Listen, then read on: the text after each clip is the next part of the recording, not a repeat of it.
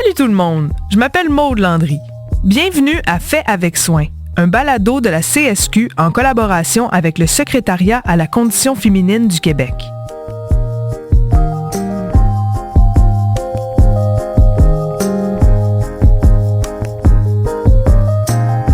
Bienvenue dans Fait avec soin, le balado qui vous parle d'emplois très importants du prendre soin et de l'accompagnement. Ce qu'on veut ici, c'est déconstruire de vieux concepts sociaux qui sont à la base de la sous-valorisation de ces emplois-là. Aujourd'hui, on va devoir sortir un peu du monde du travail pour vous parler de toutes ces choses qui ne contribuent pas à faire grandir le PIB. Vous savez, le quotidien. Celui où on fait le souper en répondant à des courriels, en aidant aux devoirs, puis en se demandant si on était chercher le médicament pour sa mère dont on est proche aidante. Je suis Maude Landry et aujourd'hui, on parle du travail invisible et de l'improbable conciliation famille-travail. Ou comment jongler avec de plus en plus de torches en feu, mais sans être un clown professionnel. Ben, je veux dire, moi, je suis un clown professionnel, mais en tout cas, vous savez ce que je veux dire.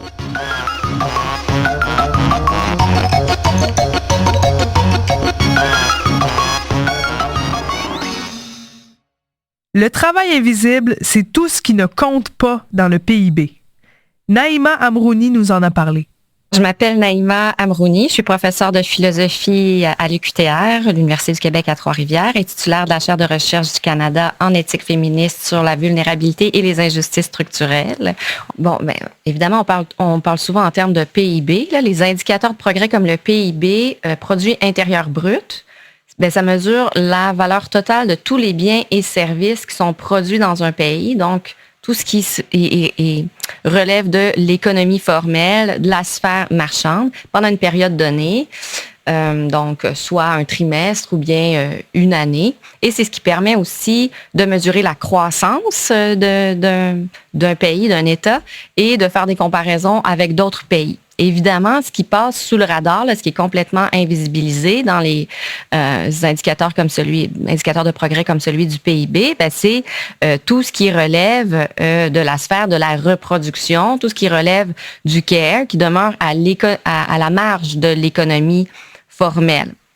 Travail de care non rémunéré, principalement, comme on l'a vu depuis tout à l'heure, réalisé par les femmes. Travail de soins aux enfants, travail domestique, travail de soutien aux personnes âgées en perte d'autonomie, par exemple tout le travail des proches aidantes, tout ce qui entoure aussi la gestion des affaires domestiques et familiales.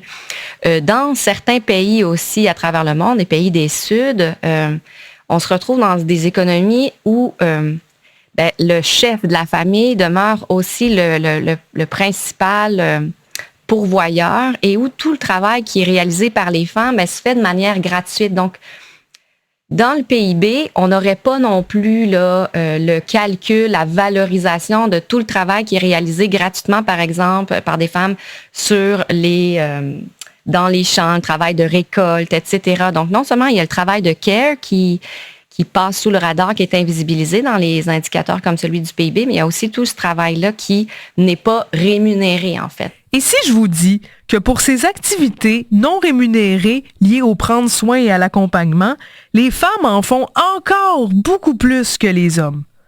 Avouez que vous êtes super surpris, hein? Wow! Eh oui, les femmes accordent encore aujourd'hui 1h30 de plus aux tâches domestiques que les pères. Ce qui fait qu'elles sont aussi plus nombreuses à vivre des conflits en lien avec la famille puis le travail. Moi, je dis que c'est pour ça que la fête des mères arrive avant la fête des pères. C'est comme plus urgent. Je m'appelle Evelyne Couturier, je suis chercheuse à l'IRIS, ça c'est l'Institut de recherche et d'information socio-économique. La charge familiale est encore beaucoup sur le dos des femmes. Le fait que on sait que si on veut avoir des enfants, ben c'est nous qui allons porter les enfants, c'est nous qui allons accoucher. Nous allons avoir besoin d'une période de récupération après l'accouchement. C'est souvent les femmes qui vont prendre la majeure partie du congé de maternité et de parentalité, même que on oublie qu'il y a un congé de parentalité. Les discussions entre les couples sont encore le papa qui dit est-ce que tu me laisses des semaines? devrait être partagé, mais on est encore dans cette société-là. Même si on a travaillé sur le sexisme, même si on a travaillé sur l'égalité des genres, même si le Québec est un des meilleurs endroits où être une femme et de pouvoir s'émanciper et réaliser ses rêves, il reste qu'il y a encore une lourdeur sur particulièrement la maternité. Même en ce qui concerne la proche aidance, on voit un décalage entre l'implication des femmes et celle des hommes. 58% des personnes proches aidantes sont des femmes. À la maison comme au travail, ces tâches liées au prendre soin et à l'accompagnement sont qualifiées de travail invisible. Mais c'est pas parce que c'est pas reconnu que ça n'a pas une incidence sur le marché du travail. Emna Abraham, je suis la présidente directrice générale de l'Institut du Québec, qui est un centre de recherche en économie appliquée. Un autre élément qui ressort de plus en plus, c'est vraiment cette question de porte de verre. Donc, je continue avec les métaphores sur le verre, mais ce qu'on voit, c'est que les femmes vont être plus nombreuses à choisir des employeurs qui rémunèrent en moyenne moins bien. Alors, pourquoi? C'est un choix, mais ce qu'on voit, c'est que c'est probablement du fait que les employeurs qui rémunèrent le mieux sur la rue commerçante, vont être ceux qui vont offrir moins un climat qui va être propice, des conditions de travail qui vont être attrayantes pour les jeunes femmes. Et on s'étonne encore des écarts de salaire entre les femmes et les hommes. Bon, là, je vous entends déjà. Mais Maude, ce ne sont pas toutes les femmes qui ont des enfants ou qui font de la proche aidance. Je le sais. J'ai pas d'enfant, puis je suis encore moins proche d'aider qui que ce soit. Mais même quand t'as pas ce genre de responsabilité-là, la charge mentale vient frapper à ta porte comme un vendeur de balayeuses dans les années 90. Ce qu'on voit, c'est qu'on a souvent parlé du fait, le premier enfant, l'arrêt de travail qui est lié au fait d'avoir des enfants, bien évidemment, creuse l'écart de revenus entre les hommes et les femmes. Mais ce qu'on voit de plus en plus, c'est que même jeunes, même avant l'anticipation des responsabilités familiales font peut-être que les jeunes femmes vont faire des choix qui sont différents, qui vont choisir justement des employeurs qui font miroiter ou qui offrent davantage de mesures de conciliation, où on sent que le climat organisationnel fait qu'on va se sentir plus à l'aise de mieux concilier finalement nos responsabilités familiales et notre travail. Et ce qu'on voit donc, c'est que même si on n'a pas d'enfants, on anticipe ces responsabilités familiales-là. Et les emplois occupés par les femmes dans le prendre soin et l'accompagnement les amènent souvent à faire du temps supplémentaire. Parce qu'on ne reconnaît pas l'importance des tâches invisibles qu'elles doivent faire pour bien faire leur job. Pour y arriver, elles doivent travailler plus longtemps que ce qui est prévu. Marie-Lise Favreau, aide pédagogique individuelle. Je travaille au cégep de Sherbrooke. Ça fait, bien souvent, on va prendre nos dossiers techniques, puis on les fait en dehors des heures. Là. On fait du temps supplémentaire. On est tous avec beaucoup de temps supplémentaire pour être capable de faire des dossiers techniques, puis se dégager. Puis ça, il faut se battre beaucoup pour faire reconnaître toute l'importance de ce travail de relation d'aide-là. Mélanie Désiel-Proux, technicienne en éducation spécialisée dans une école primaire à l'école de La Colline, en Outaouais. On en a des tâches administratives à faire, là, mais on n'a pas le temps. Comme mes notes évolutives, les notes dans le mosaïque, parce qu'on se doit d'écrire ce qui se passe, comme toute intervention qu'on fait ou toute observation qu'on voit, on doit le noter dans un truc qui s'appelle mosaïque. Puis moi, j'ai pas le temps. Souvent, je dois le faire en fin de journée sur mon temps à moi, où je demande à ma patronne de me compenser en temps. Mais dans une journée, là, dans mon 7 heures que je suis payée, j'ai pas le temps de faire l'administratif. C'est pas une question de faire des choix individuels plus efficaces. C'est que le monde du travail n'a pas évolué. Depuis que les femmes ont intégré massivement le marché du travail, dans les familles, les 2 parents occupent souvent un emploi à temps plein. Faut dire qu'au prix où sont les loyers puis l'épicerie, si on veut pouvoir acheter des fruits et légumes, c'est ça que ça prend.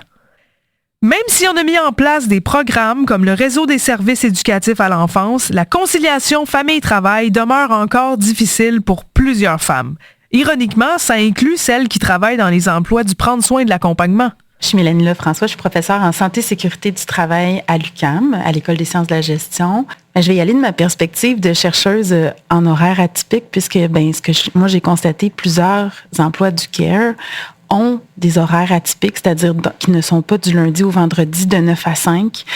Donc, on peut penser tout de suite aux emplois dans le réseau de la santé comme préposés aux bénéficiaires ou les infirmières, par exemple.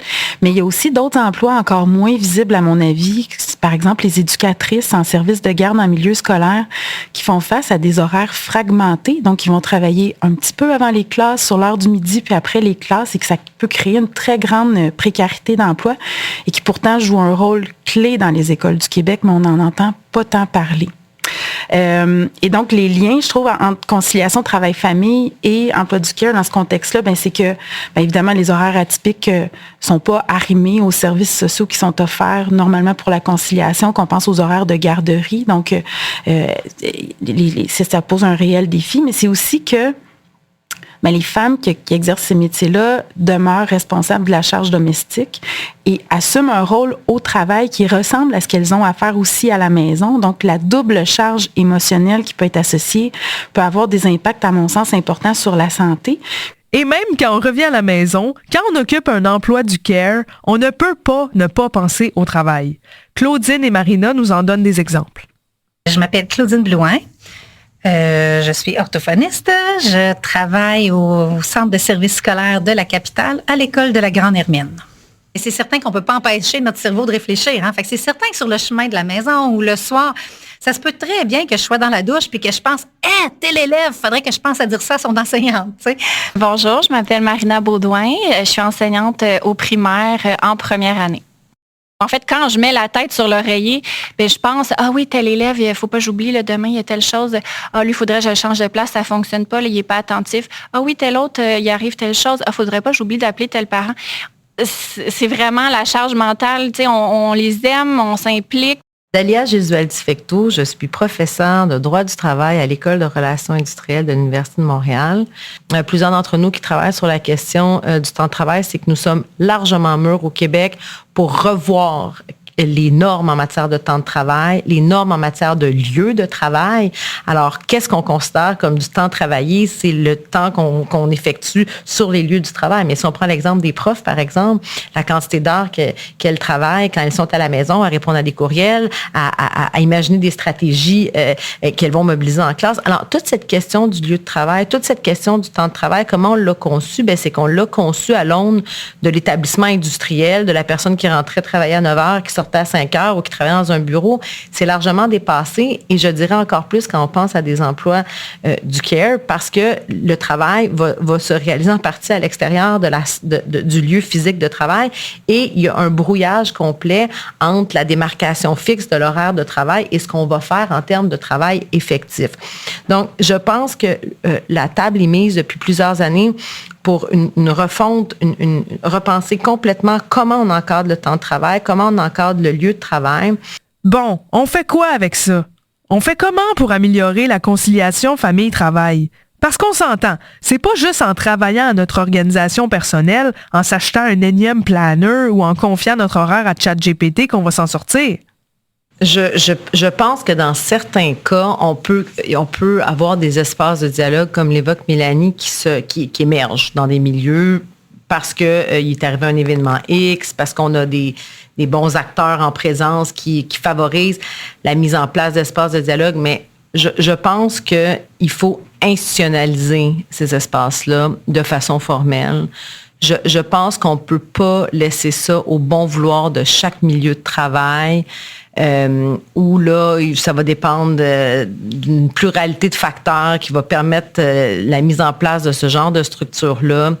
Moi, je pense qu'il faut que nos lois forcent la mise en place de ces espaces-là en les liant à des obligations dont les employeurs sont responsables. Je pense que c'est nécessaire de revenir à cette vision d'un droit qui crée des espaces de dialogue social, qui crée des espaces d'échange, mais qui les structure formellement et fortement en donnant à ces espaces-là les moyens de leurs ambitions. Et là, on a eu, au cours des dernières années, là, je vais donner la touch, comme on dit à Mélanie, mais des lois qui ont été modifiées, notamment la loi sur la santé et sécurité du travail, qui a permis de revoir comment on repensait le rôle des comités de santé et sécurité, où il y aurait des comités de santé et sécurité, quel milieu devrait faire des plans de prévention. Les comités de santé sont justement déjà dans la loi. Ils sont là. Il suffit de se soucier, puis de les faire vivre, puis de leur donner les moyens concrets que ce qui est discuté. Donc, d'ouvrir sur les sujets qui sont importants et pertinents, dont le travail réel. Donc, donner ce souffle-là dans les comités de santé. Et j'ajouterai pas grand-chose, Dalia, parce que ta réponse, elle est exactement dans le sens que je voulais. Je dirais juste, est-ce que la conciliation travail-famille devrait être discutée dans les comités de santé-sécurité? Oui, peut-être pas le thème conciliation travail-famille, mais en amont, qu'est-ce qui cause les difficultés de conciliation travail-famille? Les horaires, la surcharge de travail, la charge émotionnelle. Et ça cause pas juste des enjeux de conciliation travail-famille, ça amène aussi beaucoup d'enjeux de santé mentale. Donc, en prévention, là, si on veut agir à la source, par la bande, on va éliminer des enjeux de santé mentale qui sont causés par le travail, mais aussi des difficultés de conciliation travail-famille vécues par les travailleurs et travailleuses. Puis, donc, c'est de redonner au milieu de travail la responsabilité de prendre en main, d'agir à la source sur des facteurs de risque qui causent des problématiques de conciliation travail-famille. Donc oui, pour moi, c'est un enjeu, puis c'est un cheval de bataille qu'on mène, puis qu'on veut continuer de mener dans nos travaux, que c'est une question qui doit être prise de front par les milieux de travail comme un enjeu de santé et sécurité du travail, tout à fait. Le travail invisible, c'est ce qui nous tient debout, mais aussi ce qui nous jette à terre. Pour obtenir un vrai changement, il faudra travailler collectivement à notre capacité à valoriser et à soutenir ce travail trop souvent ignoré. Il faut que le marché du travail s'adapte aux nouvelles réalités des familles, que la société reconnaisse qu'avec le travail à temps plein, et on pourrait même dire plus que plein pour les travailleuses du care, il faut donner notre appui aux familles et surtout aux femmes si on veut tendre vers une société égalitaire. On vous invite à revenir pour le prochain épisode où il sera question de placer l'économie au service du vivant. On va parler gros sous, mais avec le cœur. Pourquoi les métiers du care sont toujours dans les bas-fonds des priorités économiques et qu'est-ce que ça dit de nos priorités collectives?